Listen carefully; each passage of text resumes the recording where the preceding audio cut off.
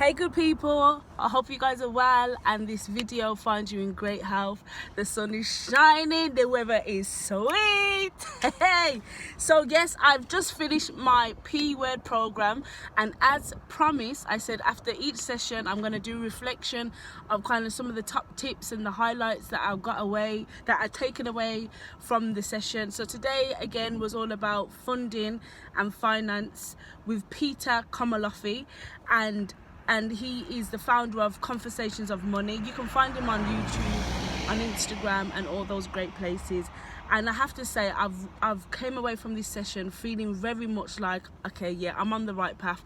I may not have the best understanding of financial gains and things like this, but I'm on the path, and it feels good to be on the path. Don't it feel good to be on the path? So these are some of my takeaways. I'm not going to give it all away, do you know what I mean? But I'm going to give you some top tips that I feel were good.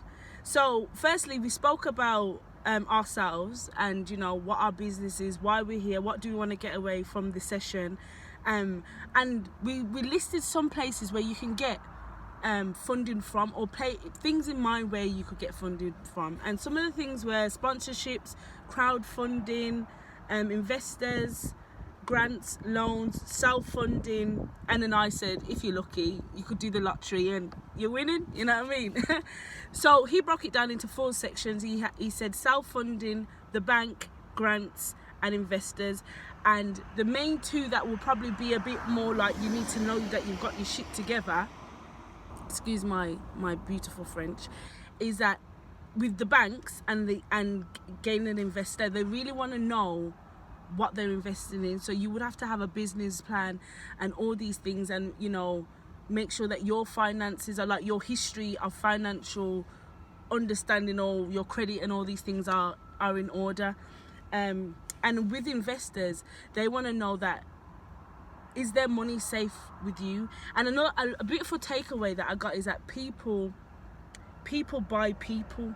Do you know what I mean? So yes, you want all the money and you want to do all these great things, but check yourself, check your heart. And this is what I'm saying, check your heart, check your mind, check who you are as a person, so people know that when they're working with you, or they're loaning your money or granting your money, they know that you're going to follow through with fruition and completion, and you can show evidence in the things that you're doing, and all just because of the core values that you have as a person and how you are as a person as well, most importantly. So yeah, there's self-funding, there's going to the bank, there's grants, and there's investors. And he also said there's 150 grants to apply, that you can apply for. So they could be in different sectors, but currently there's 150 grants that you can apply for. So if you're looking to kickstart something, you got a project in mind, all these things, there's opportunities out there. You just gotta seek and you shall find. And another thing is, he said, what would you want to know? So say someone came to you and they wanted to borrow 15 grand from you, what would you want to know from that person? That's a good way of putting your mind in the mind of someone who's invested in you, whether that's an investor or whether that's a bank. Like, if you was to give £15,000 away to somebody, what would you want to know? Would you want to know where your money's going? Is there a plan of action? Is there something that can reassure you that you're going to get your money back with interest, or not with interest, or that you're just going to get your money back? And these are good things to think about. It's always good to put yourself in other people's shoes, because sometimes we can get put off by what is being asked of us, but really and truly, if we was in that other person's position, what would we want to be asking of them? Do you get what I mean? It's not one rule for one and another rule for another. Yes, right. And most importantly, you've got to define your business, your services, your product. Put a value on your services, on your products, and what am I looking for? Price yourself with value. Do you know what I mean? Price yourself in a way that you know that you're not going to feel like you're doing an underservice, because you're not really, you're doing yourself a disservice, should I say. like for example, if you do a workshop or you're coaching or something like that, and you feel like I'm just going to charge £30 or £40, and really the session's like it's an hour session, and then your competitors are charging like £200, £300, £400, then the likelihood of people coming to you is going to be, it can be quite unlikely. Not because well, I would say this: the reason why people are going to come to you is because you're inexpensive, or the reason why people are not going to come to you is because you're inexpensive.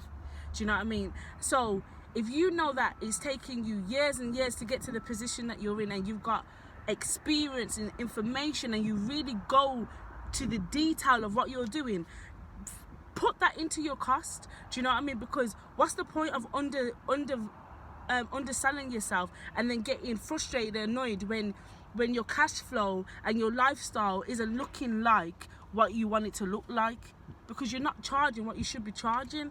Do you know what I mean? Like, it doesn't make sense. Some people want to eat caviar, some people want to eat McDonald's. Either way, both kind of foods are flourishing because there's a service for it. But know where you're positioning yourself. If you want to be a person of a certain quality and work with certain clients and certain persons, then position yourself there with confidence. Do you get what I mean? This is all like extended things that I'm saying, but I feel like this is the inspiration that I got from today's session. And yeah, man, so I'm just spreading the love and the information, because why not, right? So understand your core values and think about, is there a need for what it is that you're doing? Do people need your services? And if they do need your services, think about the demographic of people that need your services. What are their lifestyles like? Choose the right language when you're communicating with them, so you can really draw them into your services. Do you know what I mean? And go out there and do the research. Know what your competitors are doing or not doing.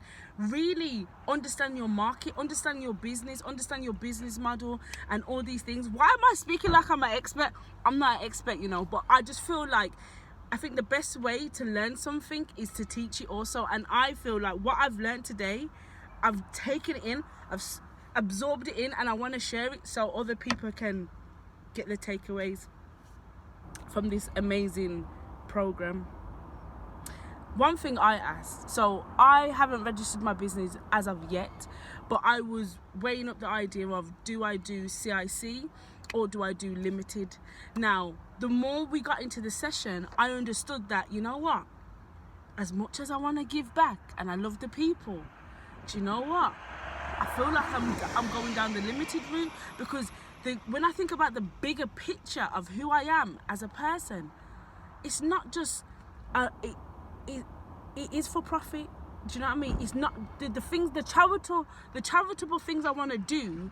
I feel like I will be earning enough from being in a limited company that I will be able to give away these things freely. And this is where we think about is it philanthropy? I can never say this word properly, but you know what I'm saying. You get what I'm saying? Yeah. So it just changes my perspective, and I'm guessing if I always have to source out other people's money to run projects that I'm passionate about, am I gonna really put all of my effort in? But if I know I need to make these sales this month, I need to sell this, I need to push this project, I need to do this and do that, the likelihood of my turnover and my cash flow and my profit is gonna be heightened, because I'm putting in the effort, I'm getting it. I don't have to sit there and wait, am I going to get the grant or not? That determines whether I do the project or not. I don't want to live like that. I want to live with direction and know and commitment to what I'm doing, and knowing that there can be an outcome regardless if I get a grant or I don't get a grant or whatever it is, because there's a cash flow and I'm making money because I'm making it for profit. Do you get what I mean? And when I want to do community work now and all of these things, I'm able to even do the community work at a low cost or free, maybe, because it's like the business is paying for it in a way. Do you know what I mean? Or do you know, I don't know, or I can just completely set up a different business that is a charity business and it's separate from what the business idea that I have now. These are all options and ideas that I felt like I didn't really know before, because I was just thinking, oh, this is what I want to do for the community. But when I think about the bigger picture of who I am and where I want to go and what I want to do just on a global scale, it's not just CIC. And that's the realness of it. Don't be afraid to want to make money. Don't be afraid to want to be wealthy. Choose wealth. Don't be afraid to say, this is the lifestyle that I'm creating for myself. And you're not exploiting anybody. If anything, you exploit yourself when you don't live in your truth and what you want for yourself. Okay. Anyway, I digress. He gave us some great sites that we can, you know, budget on, like, you know, and I think for everybody, we all have Excel. So, you know, keep a budget of your personal lifestyle, like your incomings and your expenses and all these things, and then you can apply that. You can transfer that skill over into your business and understand about how you're budgeting and understanding your cash flow, your incoming and your expenses. If your expenses is more than your incoming, you don't have a business.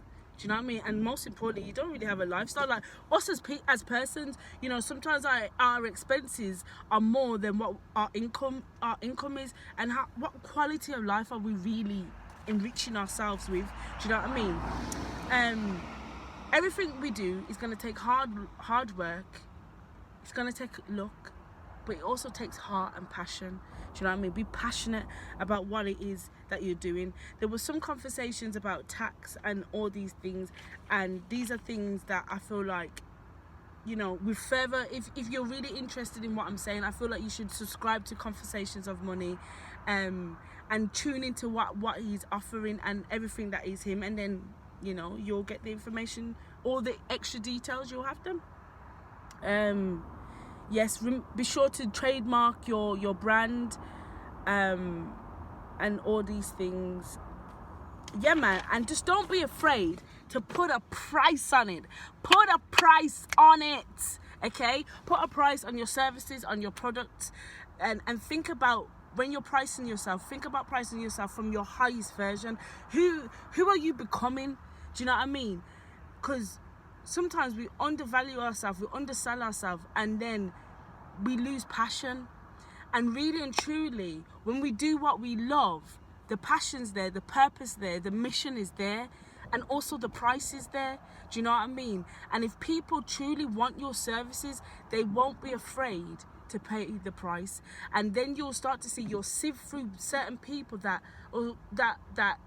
don't align with what you're on or who you are as a person. Do you get what I mean? If you want high-end clients, then offer high services, and that might mean you will need to do extra work and put more effort into what you're doing, just so you can align with what it is that you see. Do you get what I'm saying? And that's the most important thing. So yes, this is my video. I'm going way over the mark here. Usually I just make it about 5 minutes, but yes, if you've enjoyed this, please subscribe, share, check out Punch. They're doing great things. Check out Conversations of Money, and share with a friend, because each one teach one. And as the same way I have been taught from today's session, I've shared the knowledge with somebody out there that it can benefit. And if it doesn't benefit you, then it just wasn't for you. But yeah, stay divine, stay excellent, and remember, let love guide you. Peace. Have a blessed day.